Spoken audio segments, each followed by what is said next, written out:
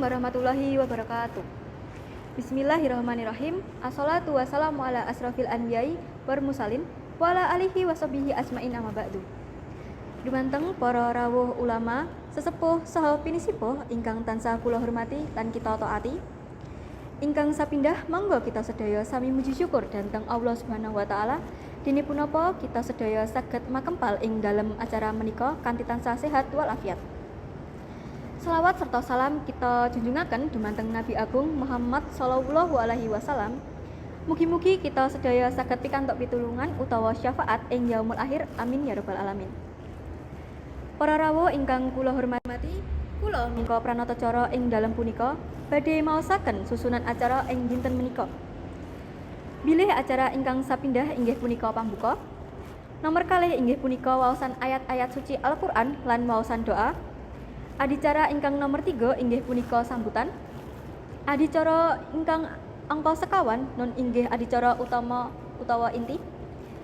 Saha nomor terakhir inggih punika panutup.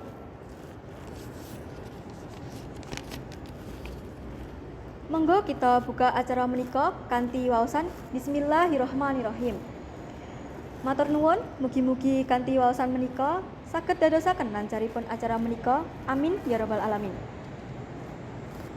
Acara nomor kalih inggih menika waosan ayat-ayat suci Al-Qur'an lan doa inggih badhe diwaos lan dipimpin dening Ustadz Sutris dumateng panjenengan kawula sumanggaaken. Dumateng panjenenganipun kawula aturaken matur nuwun. Mugi-mugi saged mempertebal iman lan takwa dumateng Allah Subhanahu wa taala.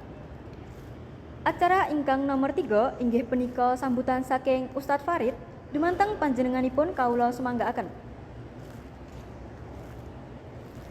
Dumateng panjenenganipun kawula aturaken matur nuwun. Acara salajengipun inggih menika acara inti wisuda TPA dumateng para santri uga penyerahan piagam prestasi kagem santri berprestasi. Mekaten mengga lampahing adicara wisuda TPA sampun paripurna kanthi rancang rahayu widuda nir ing sambekala. Kangge mungkasaning acara samengga kita saged ngaturaken hamdalah sesarengan. Matur nuwun kawula aturaken mugi-mugi punapa ingkang sampun dipun aturaken menika saged bermanfaat. Saking kawula minangkani pranatacara, sedaya kekhilafan lan kesalahan kawula nyuwun agunging pangapunten. Wassalamualaikum warahmatullahi wabarakatuh.